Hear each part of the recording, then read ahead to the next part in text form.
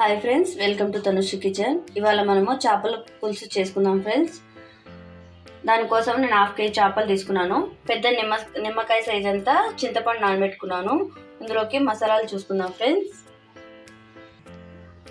ఇలా పొయ్యి మీద ప్యాన్ పెట్టుకొని కొద్దిగా ఆవాలు వేసుకుంటున్నా.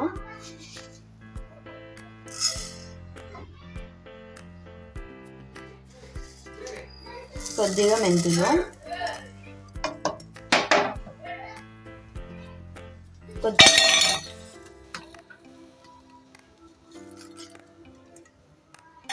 కొద్దిగా కరివేపాకు ఇలా వేసుకొని బాగా ఫ్రై చేసుకోవాలి చిటపటలాడేదాకా. చూడండి, ఇలా బాగా చిటపటలాడేటప్పుడు తీసి పక్కన ప్లేట్లోకి తీసేసుకుందాము. ఇలా కొద్దిగా కొబ్బరి తీసుకొని పీసెస్ లాగా చేసుకొని కొద్దిగా లైట్గా ఫ్రై అవుతే చాలు. ఇలా ఫ్రై చేసుకొని మిక్సీ పట్టుకోవాలి. ఇలా కొద్దిగా కలర్ చేంజ్ అయిన తర్వాత స్టవ్ ఆఫ్ చేసేసి సైడ్ తీసేసుకొని చల్లారబెట్టుకున్నాము. ముందుగా ఫ్రై చేసి పెట్టుకున్నవన్నీ ఇలా మిక్సీ జార్లోకి వేసుకొని కొద్దిగా వెల్లిగడ్డ వేసుకొని బాగా మెత్తటి పేస్ట్ లాగా చేసుకున్నాము. చూడండి ఫ్రెండ్స్, బాగా మెత్తటి పేస్ట్ లాగా అయింది కదా. ఇప్పుడు మనము కారము, ఉప్పు, పసుపు, కారము, ధనియాల పౌడర్ వేసుకుని మిక్సీ పట్టుకుందాం మెత్తటి పేస్ట్ లాగా. చూడండి, ఇలా పేస్ట్ లాగా చేసి పెట్టుకున్నాం కదా. ఇప్పుడు చింతపండు ముందుగా నానబెట్టుకున్నాం కదా, అది మొత్తం బాగా పిసికి దాని రసం తీసేసి పక్కన పెట్టుకున్నాము. పొయ్యి మీద ప్యాన్ పెట్టుకొని ఆయిల్ వేసుకుంటున్న పోపుకి 2 టీ స్పూన్ల ఆయిల్ వేసుకుందాం. ఆయిల్ బాగా కాగాలి. ఆయిల్ కాగింది కదా, కొద్దిగా ఆవాలు వేసుకున్నాను.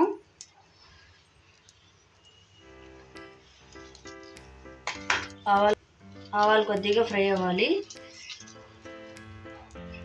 ఇలా ఫ్రై అవుతుంది కదా, ఇప్పుడు మిర్చి, కరివేపాకు వేసుకుంటున్నా. ఇలా వేసుకొని ఒకసారి ఫ్రై చేసుకోవాలి. ఇలా ఫ్రై అయ్యి కదా, ఇప్పుడు ఆనియన్స్ వేసుకుంటున్నా.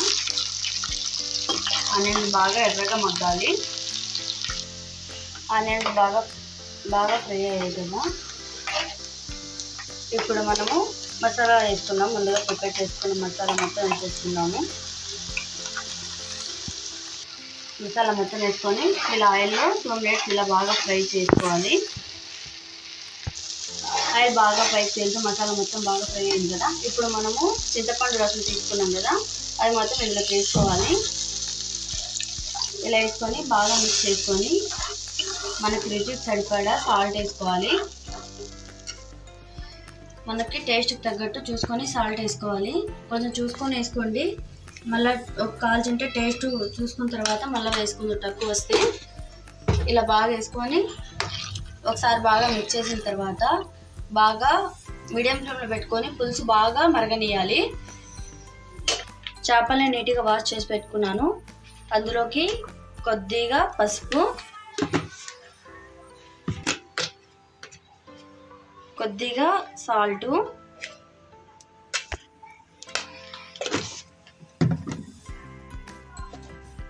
కొద్దిగా ఆయిల్ వేసుకున్నాము.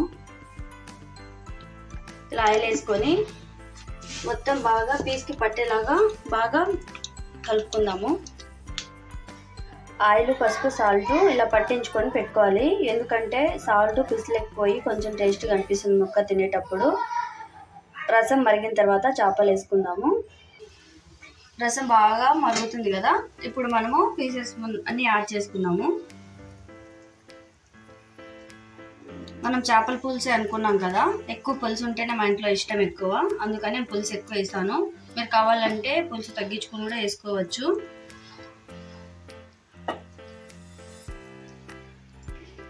చేపలు వేసిన వెంటనే తిప్పద్దు.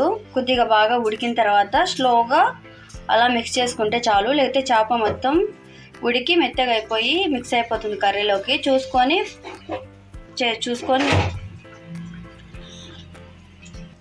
చూడండి ఫ్రెండ్స్, చేపలు బాగా ఉడికిపోయినాయి. అంతే ఫ్రెండ్స్, ఇంకా స్టవ్ ఆఫ్ చేసుకొని వేడి వేడి రైస్లకైనా సర్వ్ చేసుకొని తింటే చాలా బాగుంటుంది.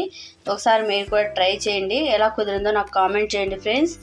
లైక్ చేసి సబ్స్క్రైబ్ చేసుకోండి. Thank you for watching.